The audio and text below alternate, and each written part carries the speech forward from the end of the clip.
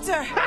It's the Pond! Come on, Hey! Hello, Pond! Come in! So, someone's been a busy boy then, eh? Did you see me? Of course. Stalker. Flirt.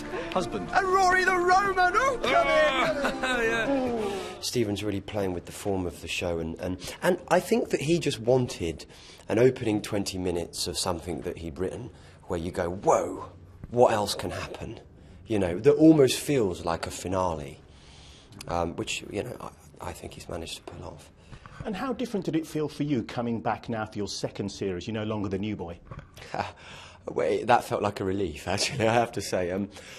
But it was exciting being the new boy. I still kind of am the new boy, you know. There's a long way to go if I'm to cement a place in Doctor Who folklore like Tom Baker and David Tennant and Patrick Troughton and, you know, people like that. So there's a lot of work to do, but I've enjoyed making this particular series.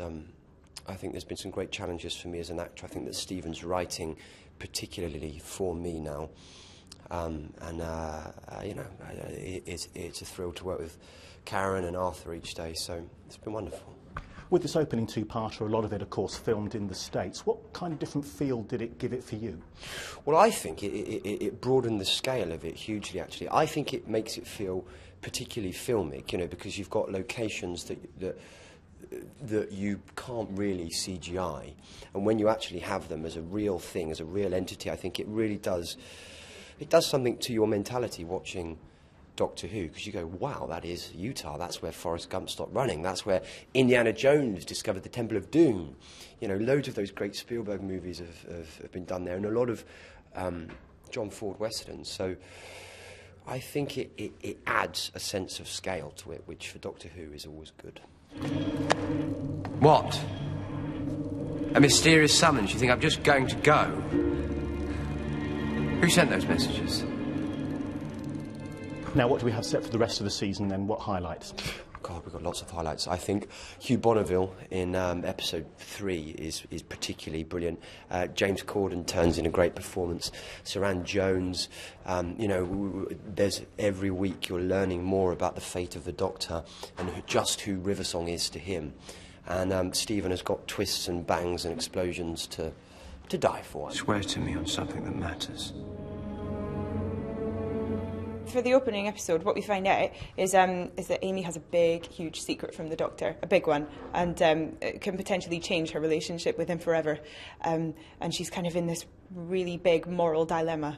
And it's really interesting because everybody's keeping secrets from each other in the TARDIS.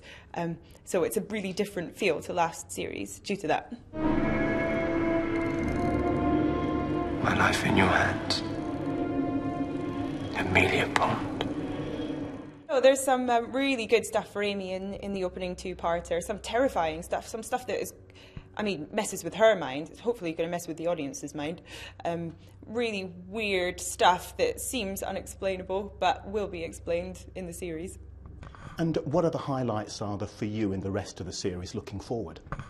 There was some press pictures of a pirate ship, and I had the most fun ever filming that episode. It was the best. I got to do all these stunts and everything, and normally they'd get a stunt person in to do it, but the director wanted me to do it because then you'd be able to like see my face while I did it, and also I wanted to do it because it just looked really fun.